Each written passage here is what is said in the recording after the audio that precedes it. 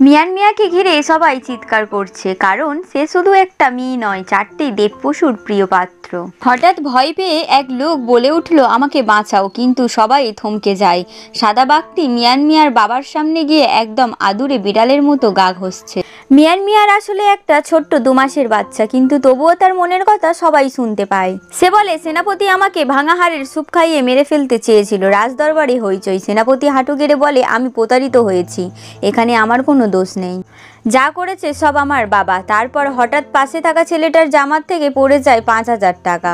এতে রাজা রেগে বলল, এত টাকা কোথায় পেলে? ছেলেটি বলে, আমার তো কিছুই নেই, কেউ ষড়যন্ত্র করে রেখে দিয়েছে। ঠিক তখনই রাজা প্রহরী ডাকে, আর ছেলেটা তাতে আরো রেগে সব সত্যিটা বলে ফেলে। এতে তাকে রাজপ্রাসাদ থেকে বের করে দেওয়ার আদেশ দেয়। বাইরে বেরিয়ে এসে আবার ষড়যন্ত্র করে, কিন্তু কোনো কাজ হবার আগেই শিশুটির ইঁদুর বন্ধু তাকে মাটিতে ফেলে দেয়। আর আসল ঘটনাটা কি, সেটা ছোট্ট শিশু মিয়ান মিয়া সবাইকে বলল, আর তারা সবাই হাসতে লাগলো।